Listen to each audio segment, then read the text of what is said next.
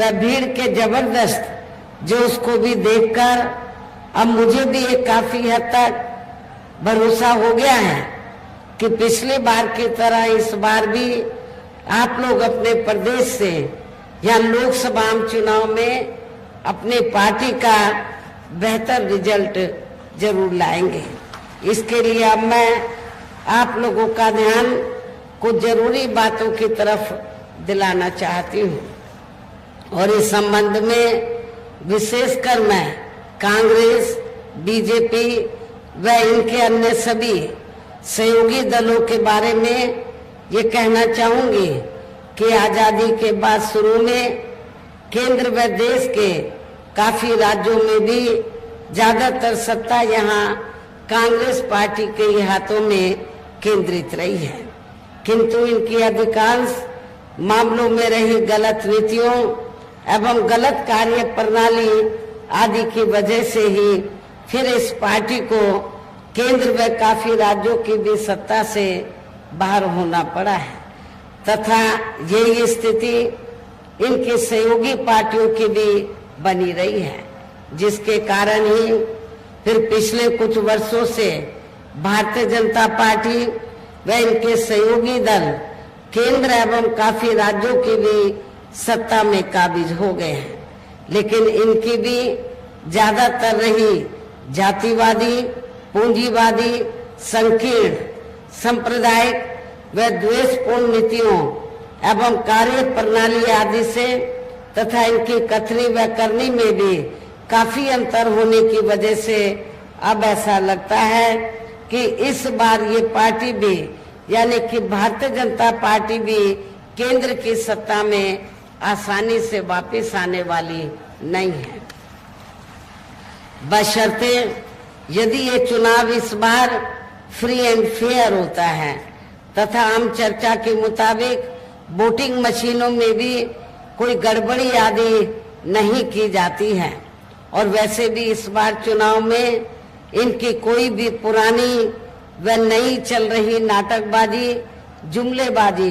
व गारंटी आदि काम में आने वाली नहीं है, क्योंकि अब देश की जनता काफी हद तक इस बात को समझ चुकी है कि इनकी पार्टी ने अब तक देश के विशेषकर गरीबों, कमजोर तबकों, मध्यम वर्गीय एवं अन्य मेहनतकश लोगों को जो इन्हें अच्छे दिन दिखाने के असंख्य प्रलोभन भरे वायदे किए हैं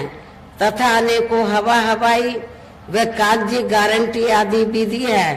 तो उनका जमीनी हकीकत में अभी तक इन्होंने लगभग 1/4 हिस्सा भी कार्य पूरा नहीं किया है, बल्कि इसके स्थान पर इनका ज्यादातर समय व ताकत भी यहाँ इनके अपने चहेते रहे बड़े बड़े पूंजीपतियों एवं धन्ना सेठों को ही ज्यादा से ज्यादा मालामाल व धनवान आदि बनाने में तथा उन्हें हर स्तर पर छूट देने व बचाने में ही लगी रही है, जिनके अधिकांश आर्थिक सहयोग से ही ये पार्टी व अन्य पार्टियां भी अपना संगठन चलाती हैं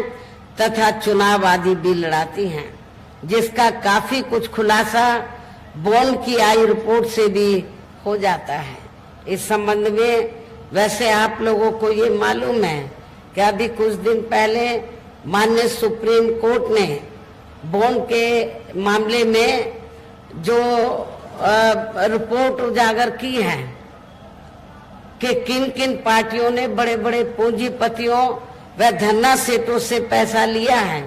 जो ये रिपोर्ट उजागर की है, तो उस रिपोर्ट के उजागर होने के बाद आप लोगों ने देखा होगा कि जितनी भी पार्टियां हैं तो सभी पार्टियों ने तो बॉन्ड के जरिए तो बड़े बड़े पूंजीपतियों व धन्ना सेठों से पैसा लिया है, लेकिन पूरे देश में बहुजन समाज पार्टी ही अकेली एक ऐसी पार्टी है जिसने बॉन्ड के जरिए किसी भी पूंजीपति से पैसा नहीं लिया है। और आप लोगों को ये मालूम है कि हमारी पार्टी मेंबरशिप के जरिए मेरे जन्मदिन के मौके पर आपसे थोड़ा आर्थिक सहयोग लेकर या थोड़ा और चंदा इकट्ठा करके तो अपने संगठन को चलाती है और चुनाव आदि भी लड़ाती है। दूसरी पार्टियों की तरह बड़े बड़े पूंजीपतियों व धन्ना सेठों से पैसा आदि नहीं लेती है। इसके साथ ही अब ऐसा लगता है कि कांग्रेस पार्टी की तरह ही बीजेपी ने भी केंद्र की तमाम सरकारी जांच एजेंसियों का ज्यादातर राजनीतिकरण ही कर दिया है। इसके अलावा देश के किसान वर्ग भी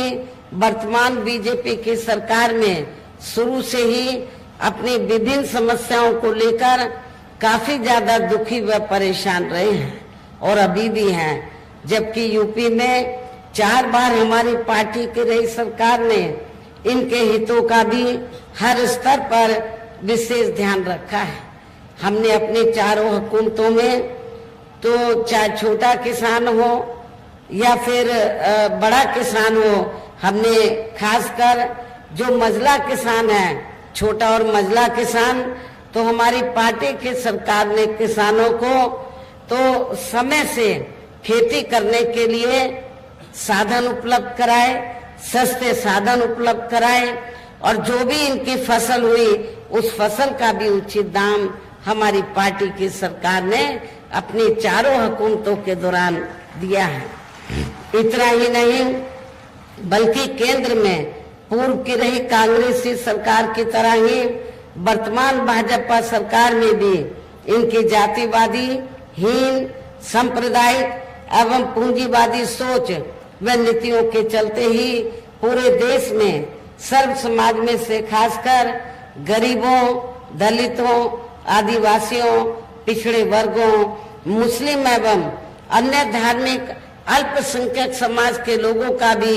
पूर्ण रूप से विकास व उत्थान आदि नहीं हो सका है। और इस संदर्भ में वैसे आप लोगों को ये मालूम है कि पूरे देश में यहाँ दलितों, आदिवासियों एवं अन्य पिछड़े वर्गों का सरकारी नौकरियों में वर्षों से अधूरा पड़ा आरक्षण का कोटा भी अभी तक पूरा नहीं भरा गया है। विशेषकर एससी व एसटी वर्गों के सरकारी कर्मचारियों का पदोन्नति में आरक्षण भी अब काफी हद तक प्रभावहीन ही बना दिया गया है। और जब समाजवादी पार्टी की यहाँ सरकार थी यूपी में, तो समाजवादी पार्टी की सरकार ने तो इसको यूपी स्टेट में बिल्कुल ही खत्म कर दिया था। साथ ही केंद्र व राज्यों में भी विरोधी पार्टियों की रही सरकारों में इन सभी वर्गों को प्राइवेट सेक्टर में आरक्षण दिए जाने की व्यवस्था किए बिना ही इनकी सरकारों के ज्यादातर सरकारी कार्य अब प्राइवेट सेक्टर के जरिए ही इनके बड़े बड़े पूंजीपतियों व धन्ना सेठों आदि को ही दिए जाने के कारण अब इनको पूरे देश में आरक्षण का बहुत कम ही लाभ मिल पा रहा है। इसी प्रकार इनका अन्य और मामलों में भी शोषण व उत्पीड़न आदि होना अभी तक भी बंद नहीं हुआ है। इनके साथ साथ मुस्लिम व अन्य धार्मिक अल्पसंख्यक समाज के लोगों की भी हालत हर स्तर पर यह काफी ज्यादा खराब व दयनीय बनी हुई है। इतना ही नहीं बल्कि पिछले कुछ वर्षों से केंद्र व अधिकांश राज्यों में भी बीजेपी व आरएसएस की सरकारों के चलते हुए अब इनका विकास व उत्थान आदि होना भी काफी हद तक बंद सा हो गया है। आए दिन इन पर खासकर धर्म व हिंदुत्व की आड़ में हो रही जुर्म जाति भी यह काफी ज्यादा चरम सीमा पर पहुंच चुकी है। इनके साथ साथ अपर कास्ट समाज में से विशेषकर गरीब लोगों की भी हालत हमें कोई खास अच्छी नजर नहीं आती है। आप लोगों को मालूम है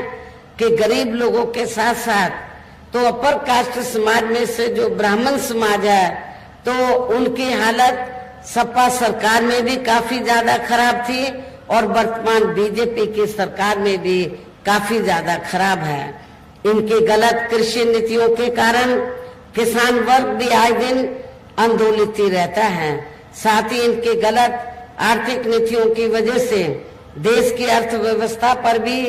इसका काफी बुरा प्रभाव पड़ रहा है, जिससे यहाँ विशेषकर छोटे एवं मध्यम वर्गीय व्यापारी वर्ग भी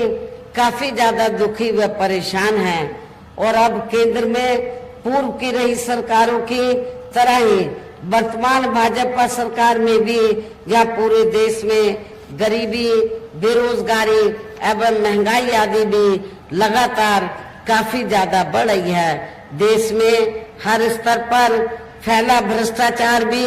अभी तक खत्म नहीं हुआ है। ऐसे में अब आप लोगों को देश में हो रहे लोकसभा आम चुनाव में कांग्रेस, बीजेपी व इनके सहयोगी पार्टियों को भी केंद्र की सत्ता में आने से जरूर रोकना है। जिनकी गलत नीतियों व गलत कार्य प्रणाली आदि को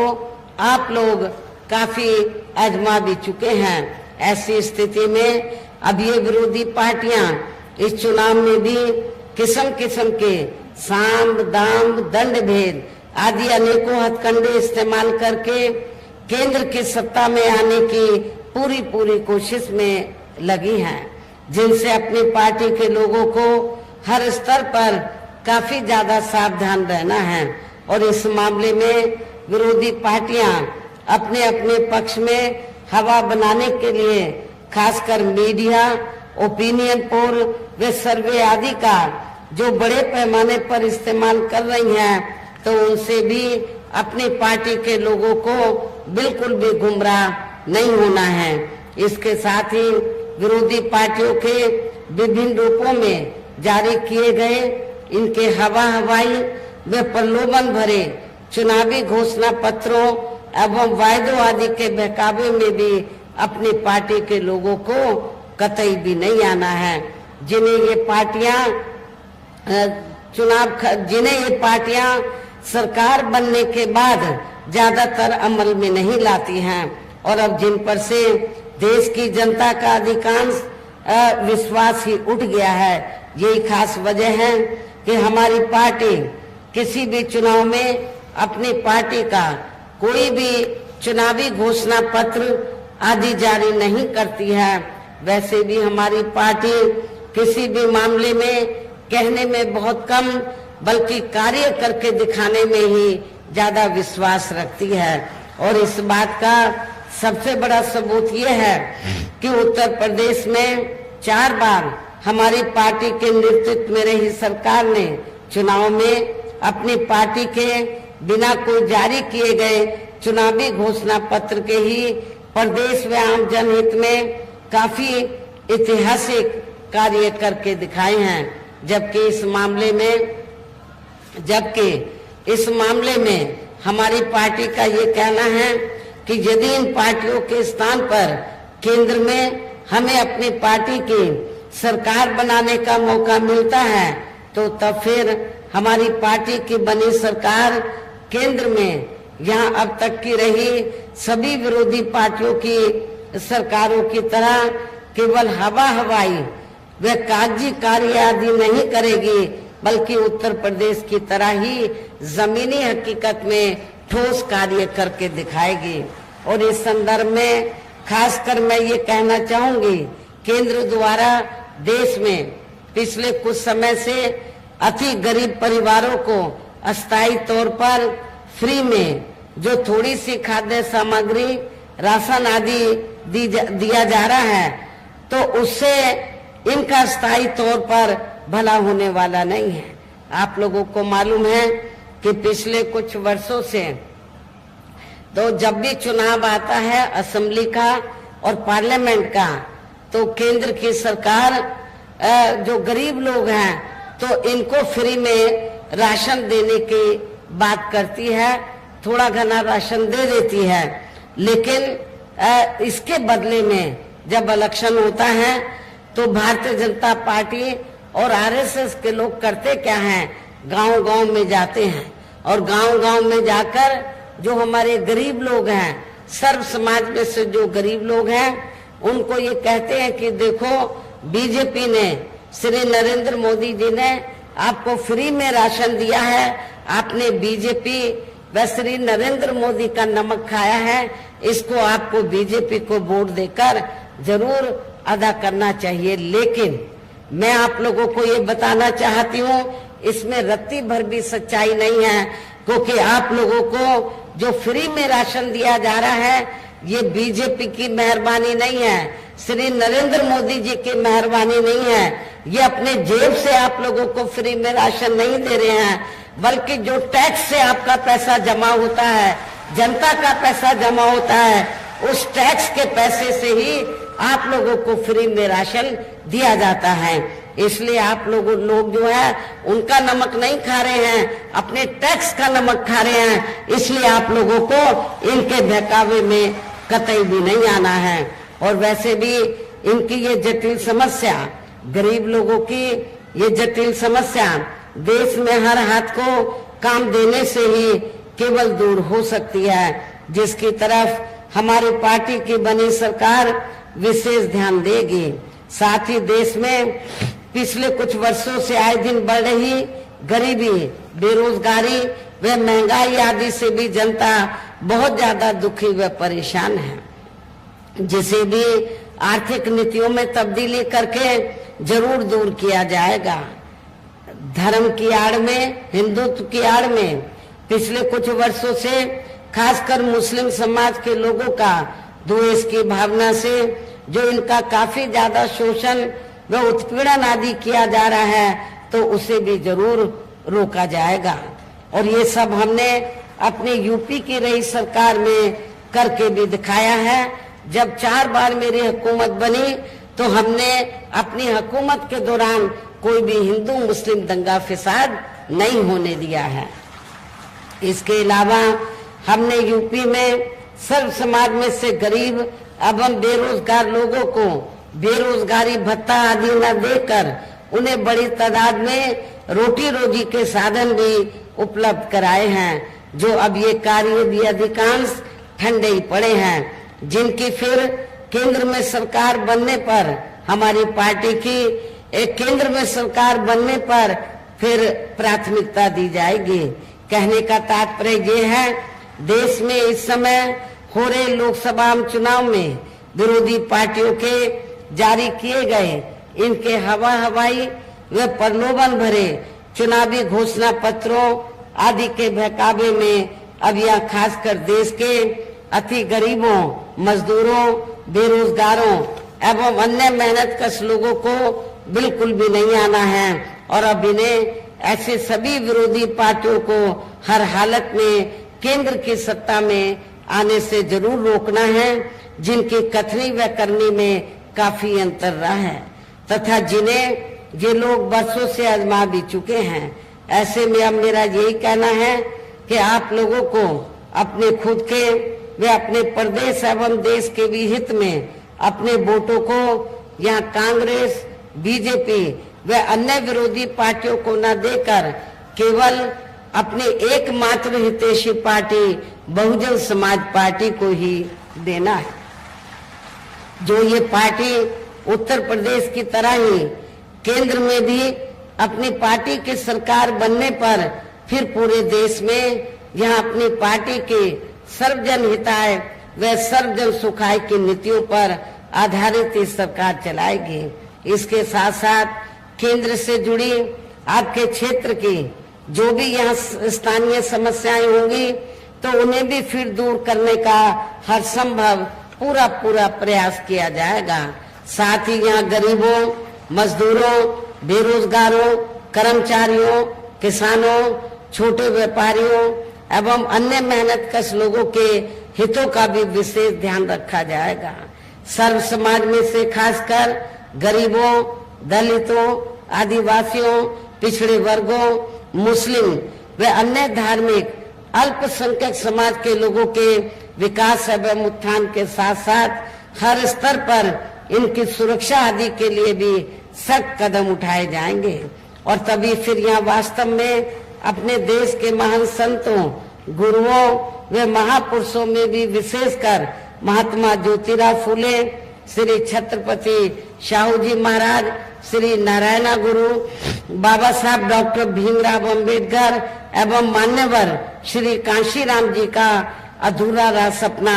जरूर साकार हो सकता है। जिनको यूपी में हमारी पार्टी की रही सरकार द्वारा हर स्तर पर पूरा आदर सम्मान दिया गया है। इन्हीं खास बातों के साथ ही अब मेरा देश व आपके स्टेट के भी हित में, आपके क्षेत्र के भी हित में यही कहना है कि हमारी पार्टी ने यहाँ जिनको भी लोकसभा के लिए चुनाव के मैदान में उतारा है, जो आपके सामने मंच पर मौजूद भी हैं, तो उन्हें आपको जरूर, आप लोगों को जरूर कामयाब बनाना है। जिसके लिए यहाँ पार्टी के सभी स्तर के छोटे बड़े पदाधिकारी एवं कार्यकर्तागण आदि पूरे जी जान से लगे हैं। और अब अंत में मेरा यही कहना है कि आप लोगों को वोट पड़ने वाले दिन यहाँ बीएसपी के अपने सभी लोकसभा उम्मीदवारों को, आपके क्षेत्र के बीएसपी के अपने सभी लोकसभा उम्मीदवारों को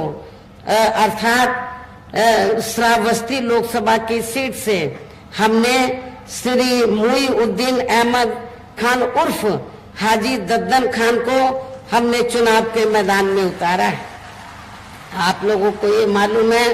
कि यहाँ पर मुस्लिम आबादी काफी ज्यादा है। दलितों के साथ साथ यदि मुस्लिम समाज के लोग अपना वोट नहीं बांटते हैं, एक तरफा बीएसपी के कैंडिडेट को दे देते हैं, तो दलित और पिछड़ों के साथ तो मैं आपको दावे के साथ कह सकती हूँ कि इनको कोई चुनाव जीतने से रोक नहीं सकता है। ये अच्छे वोटों के अंतर से जरूर चुनाव जीतेंगे। बहराइच जो सुरक्षित लोकसभा की सीट है, शुल्क कास्ट में विभिन्न जातियां हैं, हमने यहाँ से श्री ब्रजेश कुमार सोनकर को चुनाव के मैदान में उतारा है।